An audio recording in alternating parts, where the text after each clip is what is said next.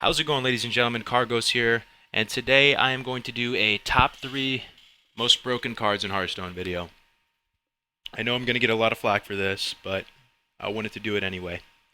Anytime you touch on balance, talk about whether cards are OP or underpowered, you're going to get a lot of nerds telling you to get good and learn to play, but that's okay. We all have our own opinions, and I respect anyone's opinion. I'm just here to share my thoughts on the game after playing it for a couple of years. So, little background on myself: I've played since late beta, hit legend probably a dozen times or so. I haven't had a top 100 finish, but I've been high legend before and finished in the 200s and been pretty close to it. Not a pro by any means, but feel like I have a decent enough grasp of the game to speak on it and get a discussion going.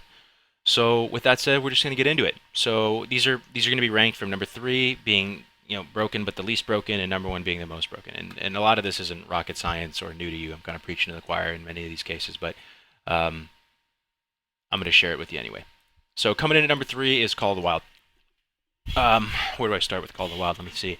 So it's an 8 mana spell that summons 3 animal companions: Leok, Huffer, and Misha. That's 12 attack worth of stats if you count the +2 from Leok, and 10 health worth of stats, right, for 8 mana. So for 8 mana, 12, 10, spread out over 3 bodies. So I think the idea that it's spread out over three bodies is certainly an advantage, right? Because you can't just deadly shot it away.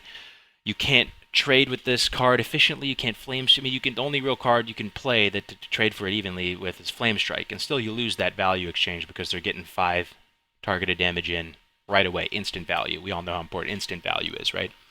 So Ragnaros is kind of the staple 8 mana value town card. 8 mana, 8/8 body, 8 damage randomly. It says 8 mana, 12/10 worth of stats, 5 targeted damage instantly, which you can use to trade on the board, go face, whatever, and +1 attack to anything you have on the board. It's just so much value.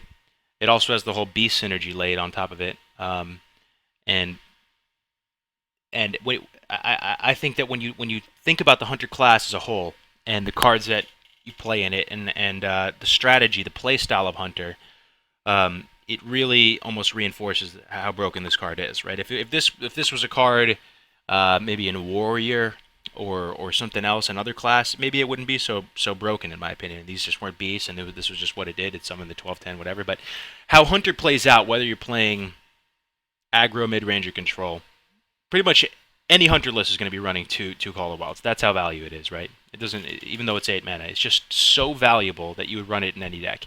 And Hunters do a fantastic job of trading efficiently in the early game, right? They have bows, they have traps, they have Kindly Grandmother, which can eat a turn or two of your opponent interacting. They have King Zealot, which is another doozy. You don't usually play that, but the card's frustrating as well.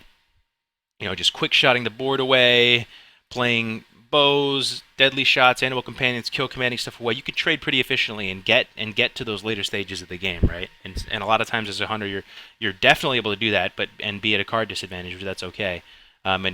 So then you make it to these later stages of the game, and you're able to play high main, right, on turn 6. That's already a bomb. That's almost it's very hard to deal with that card in a 1-for-1 trade, right? You can polymorph it. That's probably the best bet. And even then, you're giving your opponent a 1/1. But yeah, I mean, you already have that whole stream of threats, a very linear, consistent stream of threats going all the way up to 6.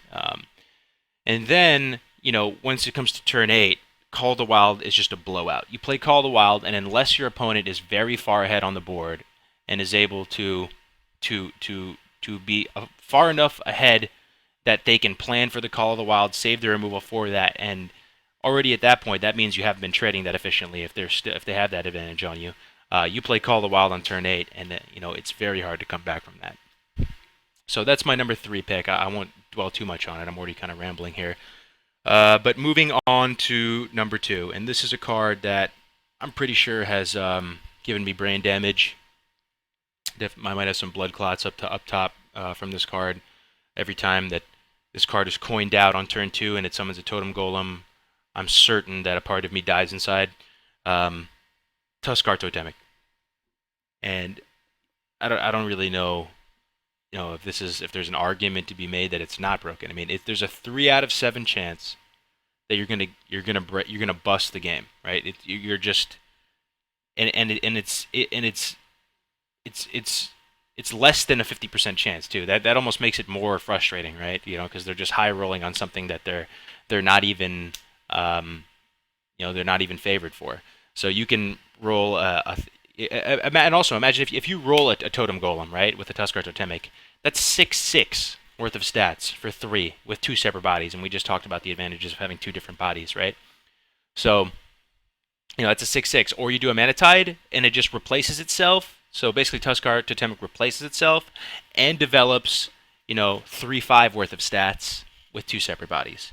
Um, and then if it summons the basic totems, it's still very valuable, right? Because all those totems, I mean, that's going to develop you 3 mana, 4/3 worth of stats, or 3/4 worth of stats. But the basic totems also provide a huge value just on top of the face value stats, right? You have all the totem synergy cards.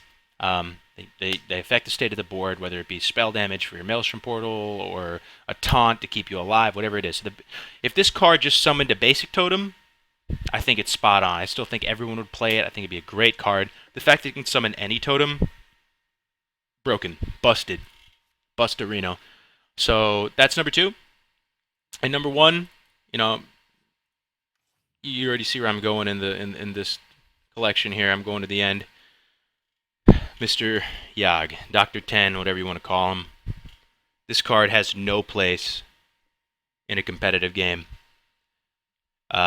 This one of minion gives you a whole new win condition if you put him in your deck of being able to crawl you out of unwinnable games where you potentially misplayed, played terribly, and you're able to just snag a win that you don't deserve and bring you back. So the upside is so huge that you almost have no choice but to play it in certain decks. But it can also totally screw you over. And I want you to visualize. I'm not a pro player, so this doesn't affect me, financially or anything like that. But imagine being a pro player, doing all the diligence on the decks in the meta, putting together such a strong lineup of decks, working so hard to get to the finals or wherever you get to, and you're in a game, you're playing a long, grueling control matchup, you're going back and forth, trading efficiently, playing around Brawl, playing around Flame Strike, playing around Revenge, playing around everything you possibly can, taking a conservative play style that hedges, your offensive threats. You have multiple levels, multiple contingency plans for any line of play your opponent's going to take. You're totally outplaying them. Victory is within reach. They throw down a Yogg, and they Pyroblast you in the face 14 times. I mean, that's possible. That's possible. And I think that Ty's said it pretty nicely the other day, that he feels that in a lot of ways, we aren't playing the cards anymore. The cards are playing us. So we need to do something about these cards, I think. Cycle them out. I guess eventually they will be cycled out. But for now, it's just really frustrating to play against them.